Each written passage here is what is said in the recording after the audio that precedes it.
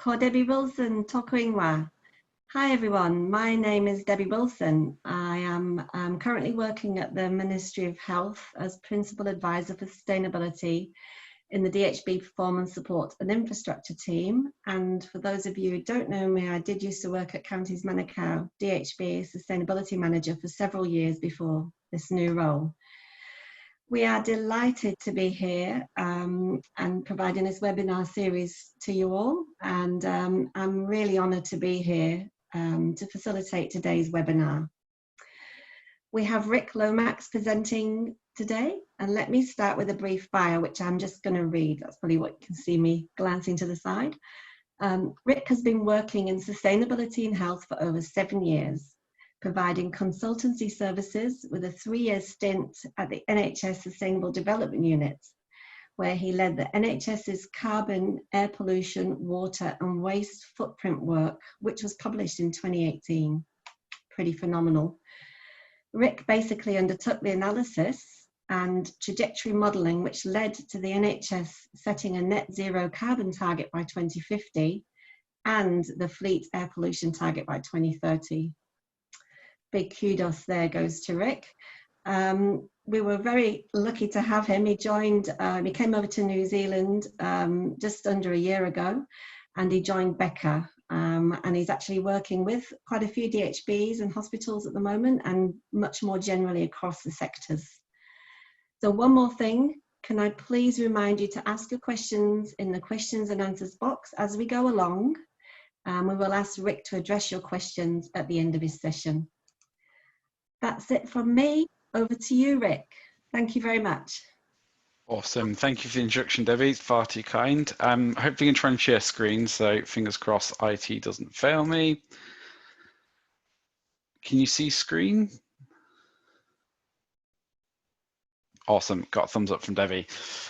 Yeah, fantastic. Really grateful for the opportunity to speak to you all today and talk through some of the stuff that I was doing in the National Health Service with the SDU. And I'm more going to focus on a very practical example that I've been working with a New Zealand utilities company to kind of talk through how you would create a net zero carbon trajectory and kind of the value and some of the lessons learned and some of the things that might help you on your journey as well. So I'm going to talk through what basically took me 2 years in the NHS to do in about 3 minutes, which is both exciting and depressing that it took me 2 years. But what we did is we set out early doors. The NHS had been, since 2007, I think it was, been doing a carbon baseline of the entire NHS public health and social care system. So for an order of magnitude, the total footprint in 2017 was 27 megatons, which is about 1/3 of the size of New Zealand's total emissions, so not small. So we published this update in 2018 that Debbie mentioned. Then what we started doing was moving from the baseline assessment into a trajectory. So starting to look at the historical emissions on the dark blue line, over the last 20-30 years from 1990, which is the baseline year for the UK's greenhouse gas target. And we started looking at what's the kind of do nothing projection if we as a health sector stand to the side and not tackle climate change, where might our emissions lead to? And it's a pretty horrific trajectory and what that might mean for health. So we started to talk through what are the things that we know is going to happen nationally that the health sector can leverage, which is the stuff in purple. And we wanted to look at what the health sector could drive itself and really deliver in terms of efficiency and looking at more transformation. So we did that piece of work, and that involved into the NHS long-term plan. So we got the NHS to sign up to a net zero carbon target by 2050. Which was pretty revolutionary for the NHS to do. And we are working on the basis that covers all emissions. So our direct emissions from energy, water, and those sorts of things, but also all our indirect emissions as well, in terms of all purchased goods and services. So it's a stupidly ambitious target, but we really wanted to set that aim. And we'd rather fall short of a really aspirational aim than not be aspirational enough. But under the carbon target, the national carbon target for the NHS, we set some very specific goals. So we wanted to reduce the anaesthetic gas carbon footprint by at least 45% in a couple of years. we wanted to reduce the carbon impact of inhalers by 50% over a 5-year period. And that was also going to unlock a really significant financial saving around 15%. And the total NHS inhaler bill, I think, was $2.2 billion in 2018. So it's not a small saving at all. What we also did was got a target in to reduce air pollution emissions from the NHS fleet by 20% over a 10-year period as well. So it was really setting the macro level of what we wanted to achieve, but breaking it down some really achievable but inspirational kind of aspects of what we could deliver in the healthcare system. So that's evolved further since I've left the SDU, and what they've set up now is a net zero NHS commission. So we're re-evaluating the evidence across the system, so a massive consultation exercise to check, is the wedges analysis that we did earlier and the trajectory analysis, is that still right, or do we need to reframe that? Because if you can notice in what we did in 2018-19, there was still quite a significant gap to get to an 80% reduction when we had the target for an 8% reduction by 2050. There's an even bigger gap to get to 2050. So the Commission's kind of role is to do some evidence gathering and then re-update the wedges analysis. Oh, sorry, I don't want to do that. Oh, that's unhelpful. There we go. So we're updating the wedges analysis, the SDU without me, are updating the wedges analysis to see what this call of evidence is going to provide and what more opportunities are there across the NHS to reduce emissions and get to that 2050 target. One thing I just wanted to kind of share is this is the a more detailed breakdown of the 2017 emissions. And I think the big thing to note is the big problems were in the medical equipment, pharmaceuticals, business service, and fuel. So because we looked at the total emissions chain for the NHS and the health and social care system, it really put into focus what our biggest problems were. And it really means that when you look at developing a trajectory, developing the emissions plan, you really want to focus on the big problems. We also wanted to really focus on the disproportionate problems as well. So MDR usage, so that's meter-dose inhalers who have a high global warming propellant in them. So they only treat 2 conditions and they're responsible for over 3% of emissions. So we really realized that that was a very disproportionate thing that we needed to tackle. So we wanted to focus on that. It's the same with anesthetic gases. So they're only used in surgical procedures pretty much. And they were nearly 2% of the carbon footprint, so another major disproportional problem. And I think one of the things that I've noticed since being in New Zealand, I think there's something like 1,000 registered anaesthetists in New Zealand. So in terms of really getting to the source of the problem and really engaging the right people to drive what might be quite a significant proportion of New Zealand's emissions in the health sector, actually it's, I say, relatively simple to engage a small number of people in terms of 1,000 people rather than trying to influence the millions of nurses that drive other decisions across the board. So it's a really useful one just to remember what are the disproportionate problems. And the other really useful piece of context is in the UK, but also in New Zealand, both governments are leading on decarbonising their grid electricity. So it helps you see the context of what's going on around you, and it means we can leverage that context to maybe move more of the fuel's carbon footprint into electricity space. It also means that if someone else is taking responsibility for a certain area of emissions reduction, it just helps us refocus on the areas that we need to double down on, which is really important, not to duplicate effort. So that was the experience in the NHS, and I just want to kind of bring this back to the New Zealand context. So I'm sure you're all aware of all of these, so I won't go into any detail, but it's just really useful to remember that there's lots of things happening in the space in a very short period of time, which is awesome. And it really means that the health sector can leverage a lot of this for change. So you all know about the Zero Carbon Act and the targets and the budgets that are going to be set. We all know about the Climate Change Commission. There was a restatement of New Zealand to get to 100% renewable grid by 2035. We know that the policy around the emissions trading scheme is starting to roll out even more, and there's potentially reforms to include climate change in the RMA as well.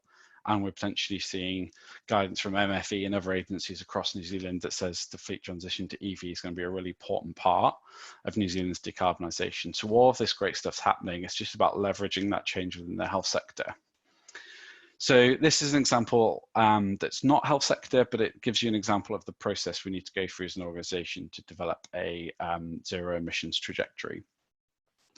So this is a utilities company, so they've got both emissions in terms of normal greenhouse gases, but also biogenic methane. So that's why their target isn't to fully to net zero, because under the Zero Carbon Act, there's a different target for biogenic methane by 2050.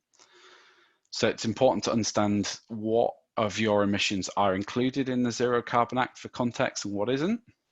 But also the other thing we worked with this organisation was to understand what population growth might do for driving their emissions. So this solid black line is to represent a potential BAU scenario, business as usual scenario for emissions over time. So when you start to see the fact that it's going to grow over time, really emphasises the need to challenge and think about that now. And I think it's the same in the health sector. We know that population growth is probably going to be an issue for DHBs in terms of treatment, but we also know the types of cases and the acuity of disease that we're going to see over the next 30 years in most developed nations is also going to get more and more complex, and therefore we're going to need to provide support for people who will live longer and longer into their lives. So what we did after understanding the BAU was start trying to think about what are the opportunities to reduce against this BAU profile. So the utilities company I'm talking about here, they already had planned a demand management program. So we worked with them to understand how effective that was going to be. And this was a really early program in their kind of broad spectrum of their sustainability plan, but it was really useful for them to start seeing the impact of that over time. And it is only a small impact, but it was definitely a start, and they know they can do more on demand management. So it really helped visualize that that program was awesome, but it needed a lot more support. So then we looked at some of the New Zealand context, and as already mentioned, we know New Zealand's got a target to be 100% renewable grid electricity by 2035. So we looked at 3 different scenarios over time. Appreciate that target is set by government, but governments change and context change. So we looked at if we were going to slowly move to more and more renewable grid, these are the 3 different scenarios. So the sum of them means that the grid is 100% renewable. So it's moving that context into your operational understanding, which is really important. And then we also wanted to look at if the company moved a lot of their fleet to EV, as some of the key context they could do corporately, what would that also contribute to their emissions? So you can see through these kind of some of the context, some of the stuff they could drive, they're starting to reduce this BAU profile, which is awesome, but it's still not reducing it below where they are now. So it's a real useful reminder to the organization that actually they need to go faster and further. And just to show 3 different scenarios. So the baseline is, this is the assessment we did in 2017. This is the bits that make up the 2050 BAU profile, and this is the impact of the different wedges. The important thing to see, this purple box is electricity. So under BAU, if the grid doesn't decarbonize and there's massive growth in their population, this purple box suddenly becomes, well, remains the 2nd biggest problem for the organization.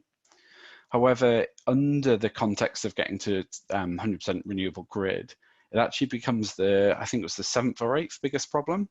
So it's really useful to remind the organization that don't start on the context of today, work back from what 2050 might look like, because it really reframes what the problems are, and it really shows that efficiency is going to get us part of the way. But actually, if we work back from 2050, we can start looking at what the transformation is going to be required at an organizational level, which applies just as much to health as to anyone else. So what we started doing is we're looking at further technical solutions working back from 2050 to build numerous wedges to offer additional carbon savings over time. And then the final bit of the work that we're going to be doing is looking at a carbon offset strategy. So really trying to put this at the very last aspect of their priority. So really trying to work on reduction before offsetting, but knowing offsetting is probably going to be part of the solution. So if that's buying carbon credits or exploring future technologies around carbon capture and storage.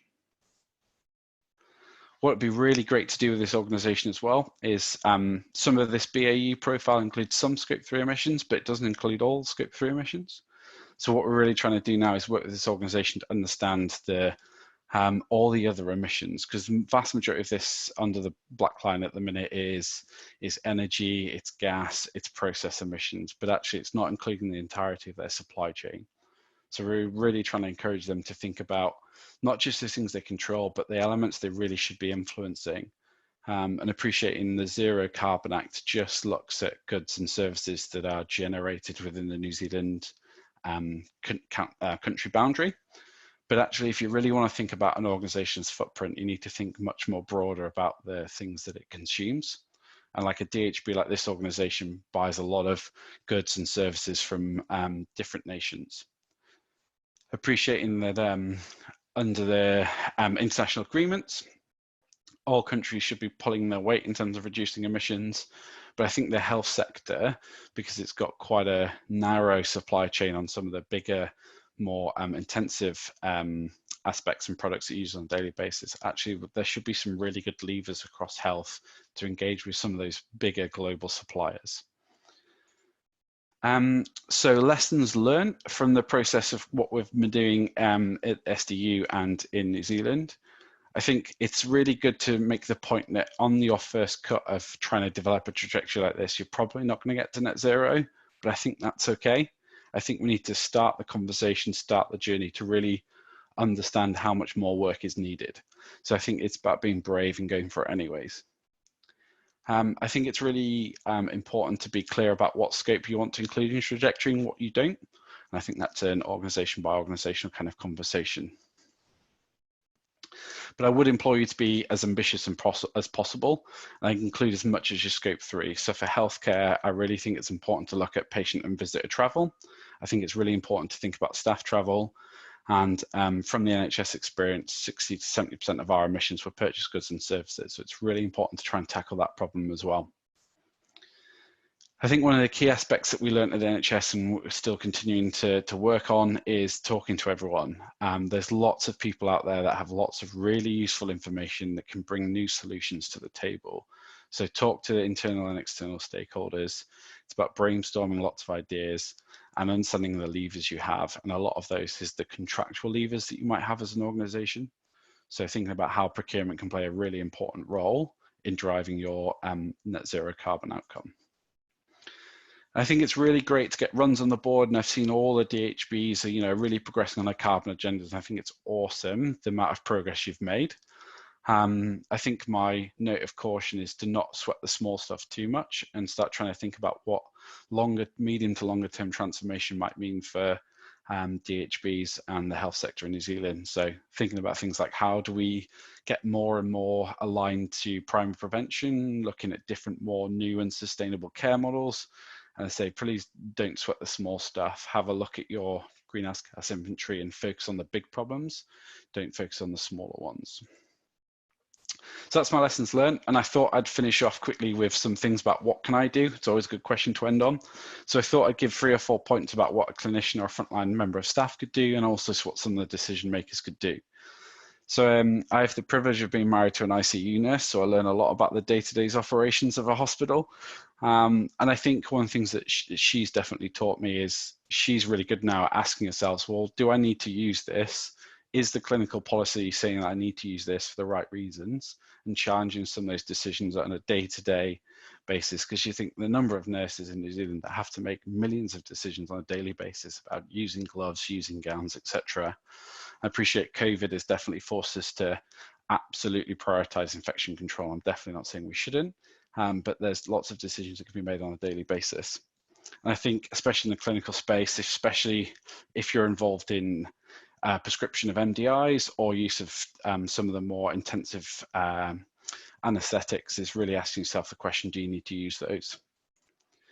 And for decision makers, I really stress the importance of undertaking a procurement baseline. It's being brave to understand the whole size of the problem, which I appreciate is scary, but I think it's really important.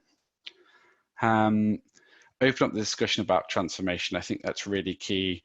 really assessing our business model of a healthcare institution within New Zealand, and really trying to come up with ways to make people happier, healthier, communities more resilient.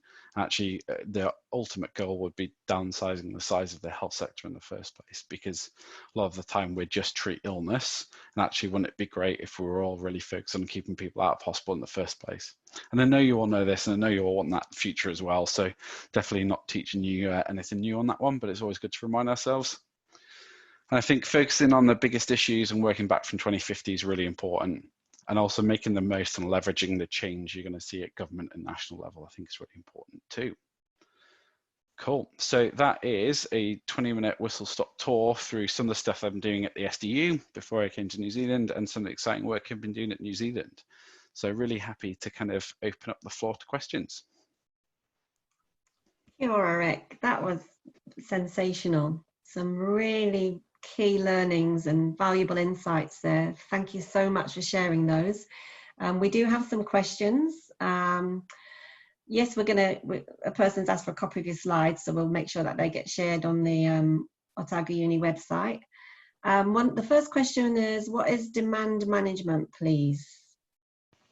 Yeah, sure. So in the context of the utilities company, it was actually managing the need for their services.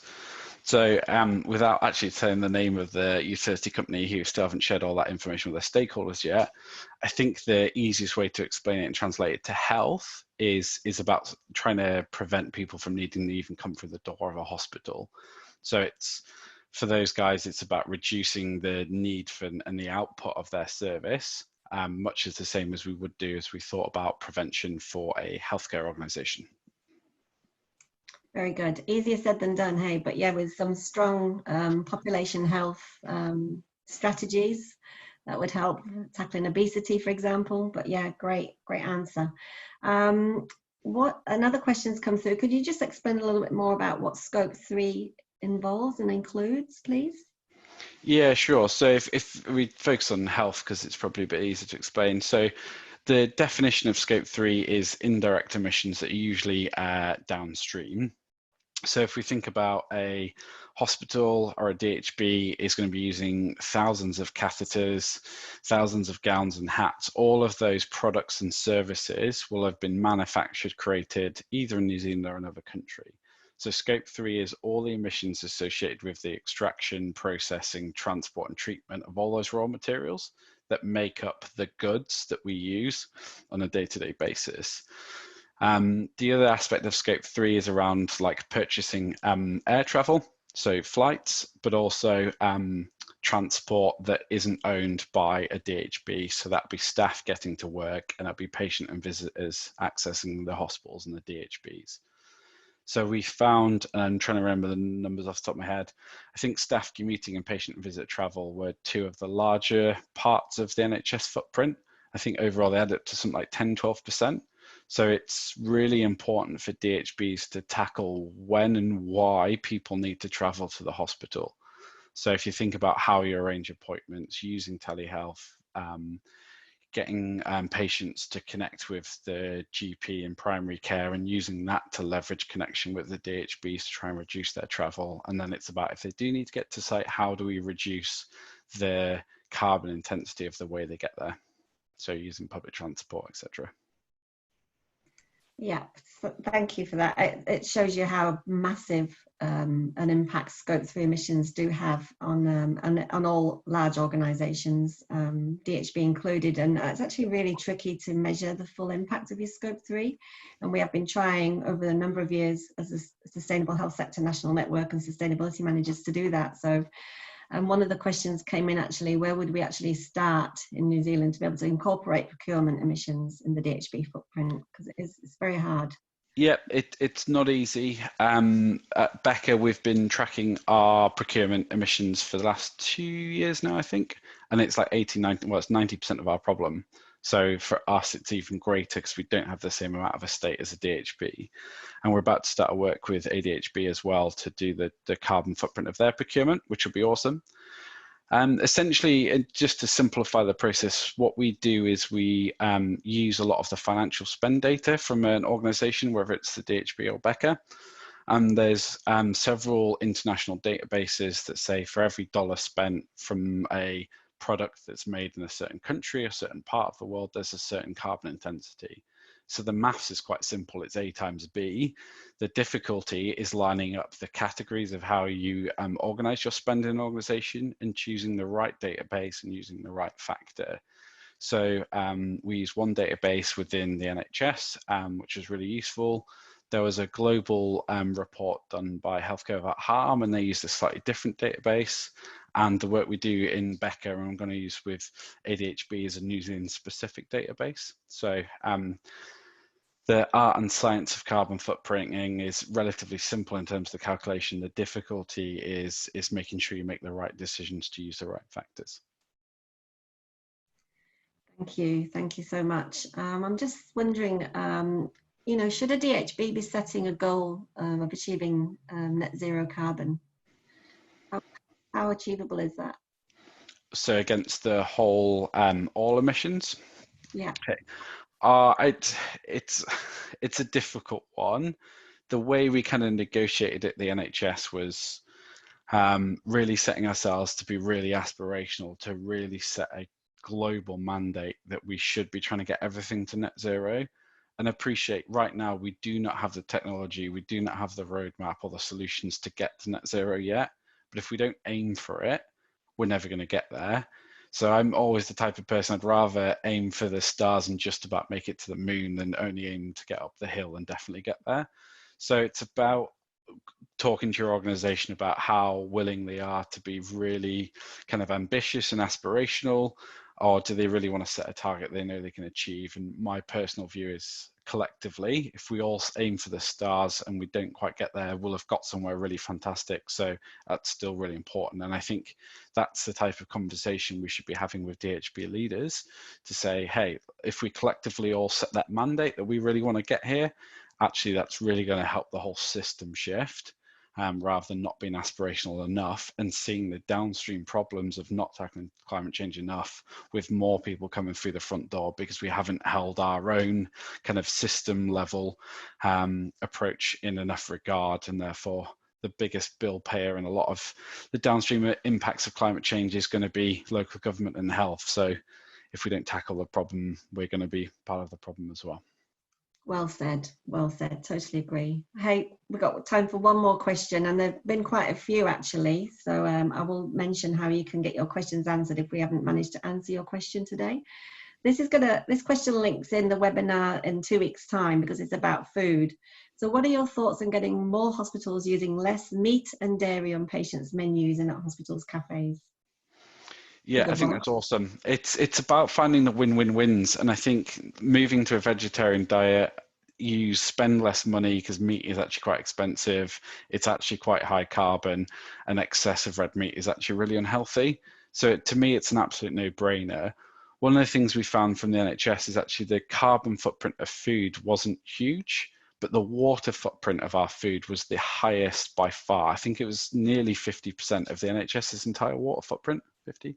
Might not be right, I have to check that, but it was the largest part, and it was helped us really understand that if you have several different lenses, so carbon, air pollution, water footprint, it really helped you understand the breadth of the problem. And once you know the breadth of the problem, it can really help you drive the right solutions and focus on the right elements. And I can't reiterate my point enough about not sweating the small stuff. If something is 0.5% of your carbon inventory, please don't focus on it. Focus on the areas that are more difficult. They're going to drive bigger change. Fantastic. Ngā mihi nui. Kia ora. That was awesome. That was really good. Thank you, Rick, for a wonderful presentation, and thanks to everyone for joining us today. Please don't forget to tune in 2 weeks' time, which is a webinar which features Dr. Jeff Kira from the School of Health Sciences, Massey University, and the title of Jeff's webinar session is Health, Equity and Access to Food. If you have any unanswered questions, please send them to wellington-events@otago.ac.nz. I think the key take-home message from Rick is work back from 2050 and develop the plans to allow for the transformation required. Please remember to get active in this space, be a change agent. whiria te tangata. Thank you. Kia ora, everyone.